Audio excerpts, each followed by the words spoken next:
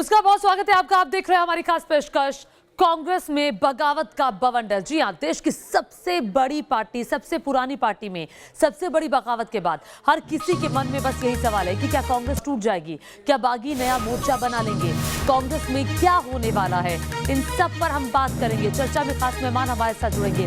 पहले आपको कांग्रेस के अंदर खाने से हो रही जो खबर आ रही है वो बताते हैं। बागी नेताओं से निपटने के लिए आला कमान रणनीति बना रहा है। सूत्र बता रहे हैं कि आला कमान बागी नेताओं को मनाने के पक्ष में नहीं है और इस मामले में कांग्रेस के वरिष्ठ नेता AK एंटनी इस पूरे मामले को देखेंगे। जो सीनियर नेता हैं, आपको बता दें कि जो कल जम्मू में इकट्ठा हुए थे G23 नेता, सीनियर नेता, गांधी 23 नेता इसे नाम दिया गया है। खुद को उन्होंने वहां पर गांधी 23 नेता कहकर संबोधित किया। तो ये देखिए, बागियों के चेहरे भी हम आपको दिखा रहे हैं। खफा नेता है, असंतुष्ट नेता है और बड़े कद्दावर नेता हैं। उसमें गुलाम नबी आजाद, कपिल सिब्बल, आनंद शर्मा, राज बब्बर, ये बड़े चेहरे इसमें शामिल हैं। इसमें विवेक तनखा और भी कई सारे, मनीष तिवारी समेत कई और बड़े नेता हैं जो शामिल हुए। कल की बगावत की जो मीटिंग हुई जम्मू में, उसको लेकर और सीधे तौर पर सवाल आला कमान पर साधा गया। कहा गया कि नेतृत्व कमजोर है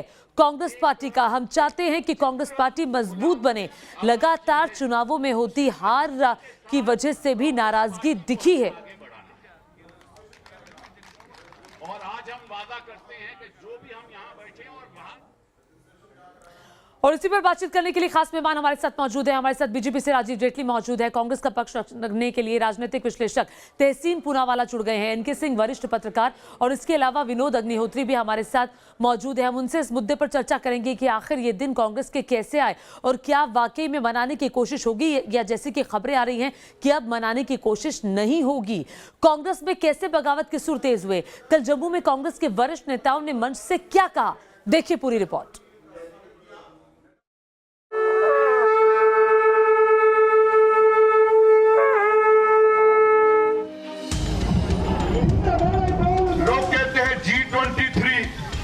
मैं कहता हूं गांधी 23।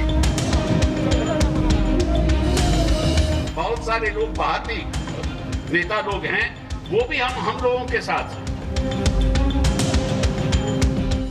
कि पिछले एक दशक में कांग्रेस कमजोर हुई है। हम में से कोई ऊपर से नहीं आया। गुलाम नबी आजाद के सम्मान में जम्मू में कांग्रेस के पुराने नेताओं का जमघट लगा, लेकिन तेवर और कलेवर बिल्कुल नया नजर आया। ना तो मंच पर गांधी परिवार का कोई सदस्य मौजूद था और ना ही सोनिया, राहुल या फिर प्रियंका की कोई तस्वीर। खास तौर पर जो कपिल सिब्बल है, उन्होंने साफ तौर पर ये कहा है कि कांग्रेस में कहीं ना कहीं जो अनुभवी लोग हैं उनको यहाँ पर इग्नोर किया जा रहा है। एक तरफ तमिलनाडु में राहुल गांधी रोड शो कर अपनी ताकत दिखा रहे थे, तो दूसरी तरफ जम्मू में आजाद खेमा बगावत की स्क्रिप्ट लिख रहा था। जम्मू में हुई सभा के जरिए कांग्रेस के दिग्गज नेताओं ने अपनी ताकत का हाईकमान को एहसास भी कराया और बिना लाग लपेट सीधा संदेश भी दिया। और हमारी आवाज कांग्रेस की सेहत के लिए है, कांग्रेस को मजबूत करने के लिए है। एक बार दोबारा हर सूबे के अंदर कांग्रेस मजबूत हो, नई पीढ़ी के लोग जुड़े। हमने अच्छा वक्त देखा है कांग्रेस का। हम नहीं चाहते कि जैसे जैसे हम लोगों की उम्र बढ़ती है हम कांग्रेस को कमजोर देखें। जिस तरह से कांग्रेस के दिग्गज नेता यहां गरजे, उसके बाद कई सवाल खड़े हो रहे हैं। क्या कांग्रेस में कोई बड़ा खेल होने वाला है? क्या कांग्रेस बड़ी टूट के कगार पर है? क्या नेताओं की यह बगावत राहुल प्रियंका के खिलाफ है?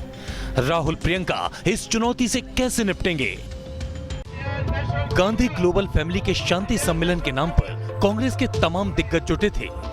मंच पर देखिए गुलाम नबी आजाद, भूपेंद्र सिंह हुड्डा, आनंद शर्मा, मनीष तिवारी, कपिल सिब्बल, राज बब्बर और विवेक तनखा मौजूद हैं। इन सभी के सिर पर केसरिया रंग की पगड़ी बंधी है।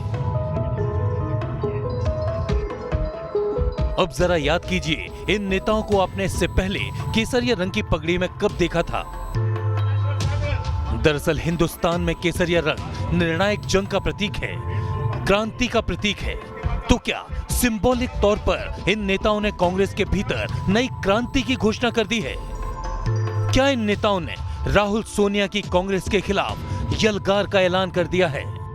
नारायण दत्त तिवारी, अर्जुन सिंह, कुमार मंगलम, ये लोग अलग हुए तो लगा कि अब तो कांग्रेस हिल गई और ये कांग्रेस गई, और नेता अर्जुन सिंह और नारायण दत्त तिवारी, और वाकई उनके रोड शो में बहुत भीड़ लगती थी, हम तो कवर करते, उस समय रिपोर्टर थे। लेकिन आपको बताएं 2 साल 3 साल भी नहीं लगा, सब लोग सर झुका के वापस नेहरू की कांग्रेस में आ गए। जम्मू में जुटे इन नेताओं ने अपने संबोधन में बार बार महात्मा गांधी और कांग्रेस के लिए उनके योगदान का जिक्र तो किया, मगर एक बार भी गांधी परिवार के किसी सदस्य का नाम तक नहीं लिया, उन पर कोई सीधी टिप्पणी तक नहीं की। लोग कहते हैं G23, मैं कहता हूं गांधी 23।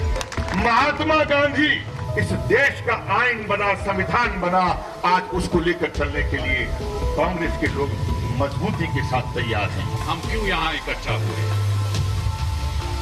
सच्चाई तो ये है कि कांग्रेस पार्टी हमें कमजोर होती दिख रही, और इसलिए हम यहाँ इकट्ठा हुए हैं। जो खुशकिस्मती है वो ये है कि हम गांधी जी की छत्र छाया में ये बात आपके सामने रख रहे हैं।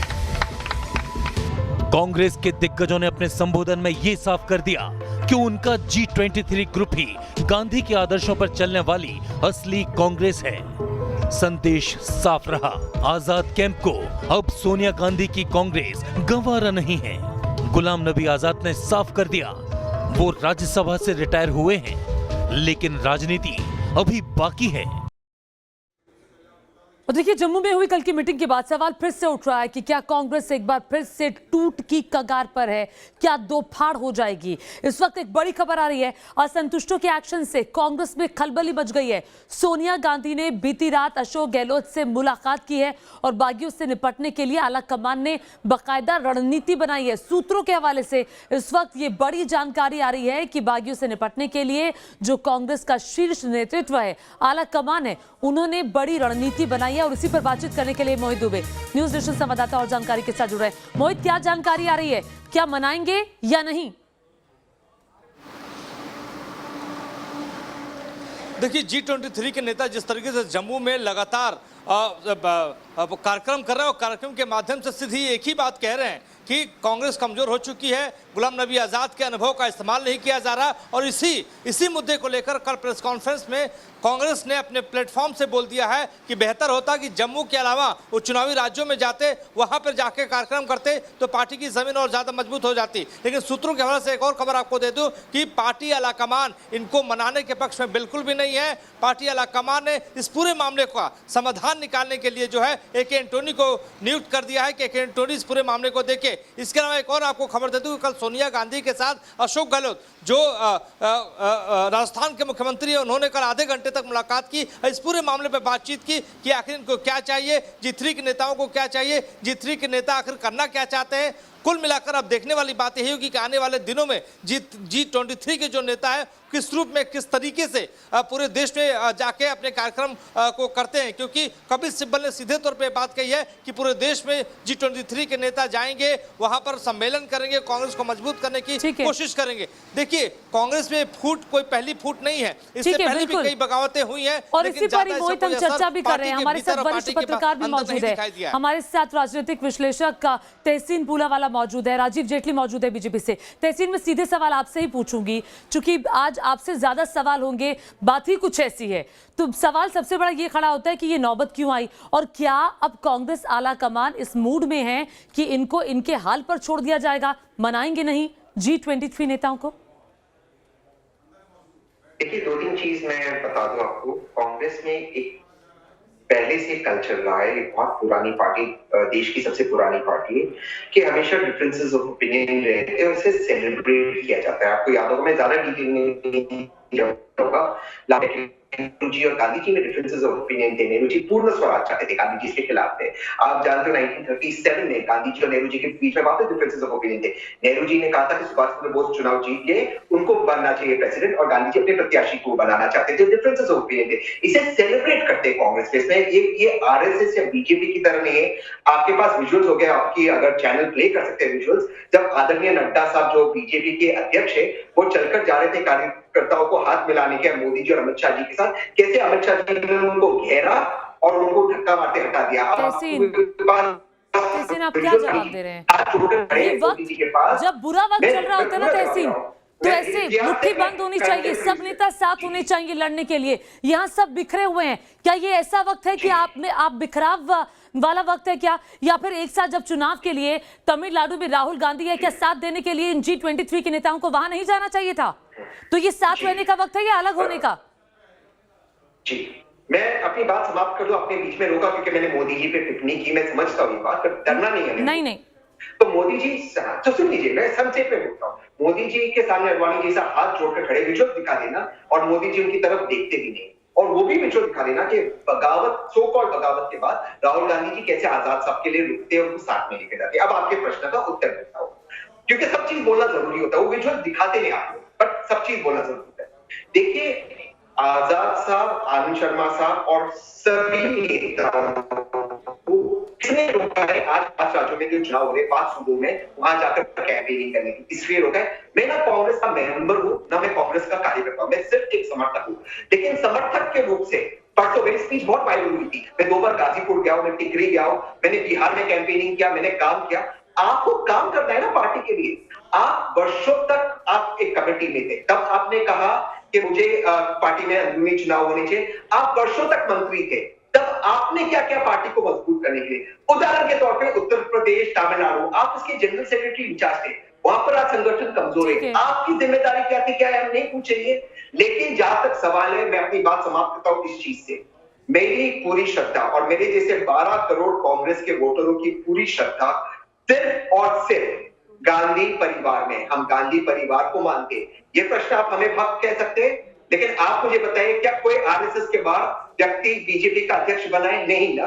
हमारी श्रद्धा गांधी परिवार में, जिसने देश के लिए बलिदान दिया है। ठीक है, आपने अपनी बात रखी, लेकिन मेरे सवाल का जवाब नहीं दिया। आपने अपनी बात रखी, मेरे सवाल का जवाब नहीं दिया। आपने भरपूर, मैंने आपको पूरा वक्त दिया। मैं आपके पास फिर से लौटूंगी और फिर चाहूंगी कि आप मेरे सवाल का जवाब दे। लेकिन इस बीच एक खबर मैं बता दूं, कांग्रेस में फूट की आहट पर सियासी बयानबाजी का दौर भी चल निकला है। आपको सुनवाते हैं इस पूरे मामले पर बीजेपी और कांग्रेस का क्या कहना है। क्या ये मीटिंग आपने पार्टी को मन से क्रिटिसाइज करने के लिए रखी थी और इस वक्त रखी थी? मुझे लगता है हम लोग बहुत बिगनर्स हैं, लेकिन ये तो हमें भी समझ आ रहा है कि उस मन से महंगाई की बात होनी चाहिए थी, बेरोजगारी की बात होनी चाहिए थी। तो मुझे तो कुछ ऐसे षड्यंत्र की बू आ रही है और मुझे बहुत अफसोस हो रहा है कि गुलाम नबी साहब, कपिल सिब्बल साहब, राज बब्बर जैसे वरिष्ठ नेतागण जिनसे हम लोगों को सीखना चाहिए, आप जिस तरह की बातें कर रहे हैं और कहा जा रहा है कि गुलाम नबी साहब ने क्या नहीं किया, कपिल सिब्बल साहब ने क्या नहीं किया, मैं तो कहूँगी कि भाई आप यूथ प्रेसिडेंट बने, कैबिनेट मिनिस्टर बने, बार बार आपको राज्यसभा मिली। मुझे लगता है इससे ज़्यादा पार्टी आपको क्या दे सकती है। राहुल गांधी जी की पार्टी में खुद ही लोकतंत्र नहीं है।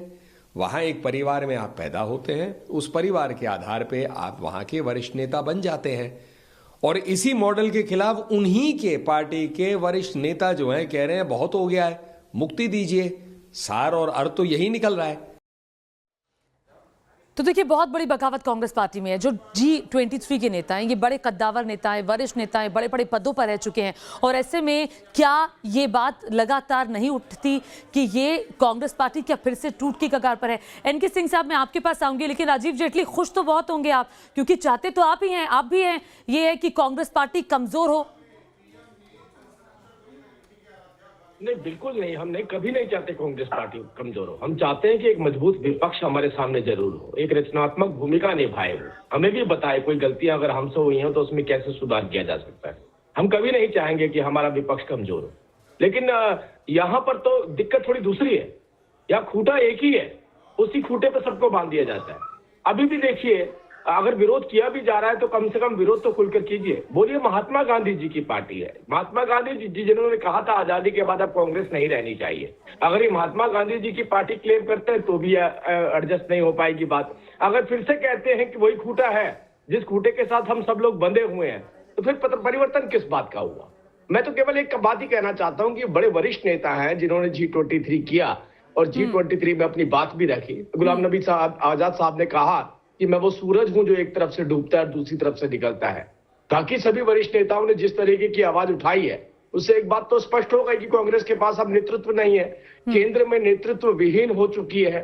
और अगर राज्यों के अंदर भी बात की जाए तो राज्यों में भी उनकी स्थिति ठीक नहीं है। आप देखेंगे, शायद ये जानकारी बहुत कम होगी लोगों के पास, कि जब मुख्यमंत्री सोनिया जी जब राज कर रही थी अपनी पार्टी के ऊपर, राज तो आज भी कर रही है, लेकिन जब इनकी अपनी सरकार चल रही थी केंद्र में और राज्यों में, तब मुख्यमंत्रियों के पर अपने ही मंत्रियों ने इल्जाम लगाया था। उन्होंने अपने मंत्रियों ने कहा था कि मुख्यमंत्री शायद हिसाब पूरा नहीं दे पा रहे हैं ऊपर जाकर के, तो जब भी वो अपना हिसाब कमजोर देते थे तब उनकी पोजीशन डगमगा जाती थी।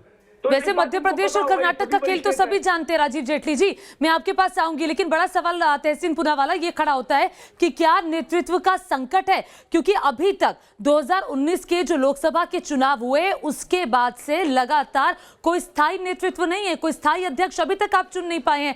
वजह क्या है इसके पीछे? दो चीजें, सबसे पहले कि नेतृत्व की कोई कमी नहीं है कांग्रेस के अंदर, लेकिन आपने जब मुझे लास्ट टाइम रोका, आप या जेटली साहब ने इस प्रश्न का जवाब उत्तर नहीं दिया कि भाजपा में से कौन से अध्यक्ष है जो आरएसएस के बाहर से, कोई नहीं।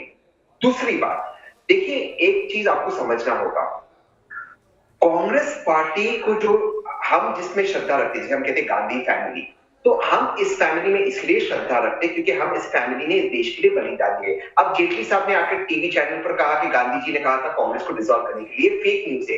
ये दीनदयाल उपाध्याय व्हाट्सएप यूनिवर्सिटी की न्यूज है जिसे भाजपा बार बार फैलाती है, सच्चाई नहीं। लेकिन जो वरिष्ठ नेता आज रिबेल कर रहे हैं, क्या वो अपने राज्य से, अपने सूबों से लोकसभा चुनाव जीत सकते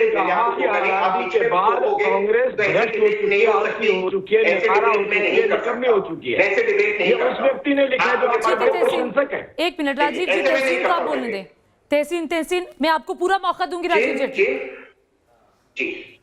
क्योंकि आपने गलत फैलाया कि गांधी जी ने ऐसा लिखा था, आप झूठ बोलते हो, लेकिन फिर आप मुझे रोकोगे जब मैं आपका झूठ पकड़ता हूं। अब मैं कहता हूं, जो दिग्गज नेता आज रिबेल कर रहे हैं, उन्होंने कितने लोकसभा चुनाव कंटिन्यूसली अपने होम स्टेट से जीते? एक का चुनाव में हार जीत चलती, कितने जीते? उन्होंने संगठन को मजबूत करने के लिए क्या किया, इसका उत्तर नहीं देता। तो आप ये कह रहे हैं कि ये नेता आपके लिए कोई मायने नहीं रखते कांग्रेस पार्टी के लिए? जी, आप ये कह रहे हैं कि कांग्रेस पार्टी के लिए ये नेता कोई मायने नहीं रखते? बहुत रखते। इसलिए राहुल गांधी जी का विजुअल चलाए कि वो आजाद साहब के लिए रुके थे, और साथ में वो विजुअल चलाए कि अडवाणी जी जो महान नेता थे, उप प्रधानमंत्री ऐसे खड़े और मोदी जी उनकी तरफ देखते भी नहीं। ठीक है, स्थायी अध्यक्ष क्यों नहीं चुन पाए? मेरे सवाल का जवाब आपने नहीं दिया।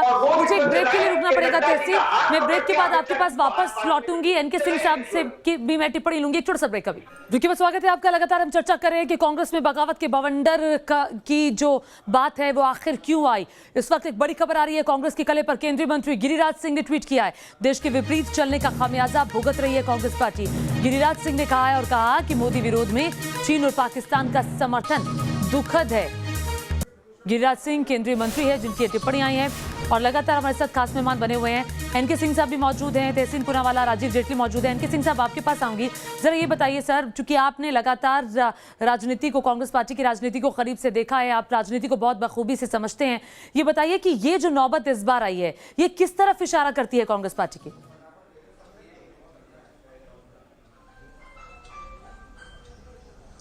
देखिए, एक बहुत साफ बात है कि आपने उस मंच पे देखा होगा कि केसरिया साफा वादे थे। केसरिया साफा, आप जानते हैं, सेफ्रनाइजेशन पूरे हिंदुस्तान का कितना बड़ा एक इशू रहा है, जिसका भाजपाईकरण कहते हैं, जिसको कि हम सेफ्रनाइजेशन कहते हैं अंग्रेजी में। आखिर ये मैसेज क्या देता है? केसरिया साफा वो गांधी को कह रहे हैं कि नहीं साहब, ये ग्रुप ऑफ 23 नहीं है, ये गांधी 23 है। मुझे याद नहीं आता कि गांधी ने अपने पॉलिटिकल जीवन में कभी केसरिया साफा बांधा हो, नेहरू ने भी नहीं बांधा था। तो ये जो मैसेज दे रहे थे वो एक धमकी थी कि अगर तुमने हमारी बात नहीं मानी या हमारे खिलाफ कोई कार्रवाई की तो बीजेपी का विकल्प है। मुझे लगता नहीं है कि कपिल सिब्बल बीजेपी में जाके बहुत खुश होंगे या गुलाम नबी आजाद बहुत खुश होंगे। तो ये जो हो रहा है ये बहुत साफ है कि एक इंडिकेशन है। लेकिन क्या कांग्रेस से हटके इनका वाकई कोई अस्तित्व है? क्या गुलाम नबी आजाद खुद कश्मीर में उतने पॉपुलर है, बाकी तो छोड़ दीजिए, क्या कपिल सिब्बल कॉर्पोरेटर का इलेक्शन जीत सकते हैं बिहार से? तो ये पैन इंडियन कैरेक्टर नहीं है इसका, और यही वजह है कि कांग्रेस का जन्म भी जब हुआ था तो वो क्या ये जो नौबत कल आई, क्या इसको रोका नहीं जा सकता था? क्योंकि अगस्त में मुझे याद है इन नेताओं की तरफ से चिट्ठी लिखी गई थी सोनिया गांधी को, उस अगस्त से लेकर अब तक काफी वक्त हो चुका है, और अब क्या इस स्थिति को रोका नहीं जा सकता था? आपको नहीं लगता आप इस स्थिति को, उनके सवालों का जवाब दे देते, आप कुछ परिवर्तन कर देते, कुछ बदलाव कर देते, स्थायी अध्यक्ष ढूंढ लेते? बड़ा परिपक्व सवाल है, मैं बहुत खुश हुआ कि आपने ये सवाल पूछा है। बिल्कुल सही आपने कहा है, प्रेजेंट लीडरशिप रेस्पॉन्ड नहीं करती है। तमाम मैसेजेस आ रहे थे, आप रसातल में जा रहे हैं, पब्लिक आपको छोड़ रही है, आइडियोलॉजिकल कमिटमेंट नहीं रह गया आपका कैडर खत्म हो गया है। ऐसे में अगर वो चीख रहे हैं, चीख के कह रहे हैं, तो आपको एक्शन लेना चाहिए। आपके मैं चाहती हूँ आपने जो सवाल उठाया उस पर तहसीन चुनाव जवाब दे। तहसीन छोटा सा जवाब दीजिएगा, ब्रेक के लिए जाना है। बिल्कुल, मैं सर से पूरी तरह से इत्तेफाक रखता हूँ कि संगठन को मजबूत करने की जरूरत है, लेकिन मेरा प्रश्न वही रहता है सर से। सर बहुत वरिष्ठ है, गुलाम नबी आजाद साहब उत्तर प्रदेश और तमिलनाडु के जनरल सेक्रेटरी इंचार्ज थे, क्या थे उन्होंने पार्टी को मजबूत करने के लिए? आनंद शर्मा जी इतने वर्ष मंत्री रहे, जो प्रधानमंत्री था वे मंत्री थे, उन्होंने क्या किया पार्टी को संगठन मजबूत करने के लिए? वो इस चीज का जवाब दे। कम से कम आज दो व्यक्ति जो मोदी जी के पॉलिसीज के खिलाफ लड़ रहे हैं, वह आदरणीय प्रियंका गांधी वाड्रा जी और आदरणीय राहुल गांधी जी, और कोई नहीं जमीन पर रुका है। इन्होंने कितनी बार कैंपेनिंग की, बिहार में कौन गया था? अब बताइए। और एक चीज बता दूं, एक सेकंड लूंगा, ये G23 नहीं रहा है, G23 में से काफी लोग इस साइड आ गए। क्या ब्लेम गेम से काम चल जाएगा? अगस्त में लिखी चिट्ठी का जवाब अगर दिया जाता, अगर जो भी उनकी बातें थी अगर उसको मान लिया जाता, या फिर स्थायी नेतृत्व ढूंढ लिया जाता, क्या गलत कहा कि स्थायी अध्यक्ष ढूंढिए? मुझे बताइए क्या गलत कहा? मैं आपके पास आऊंगी, सवाल का जवाब लूंगी, एक छोटा सा ब्रेक ले रहे हैं।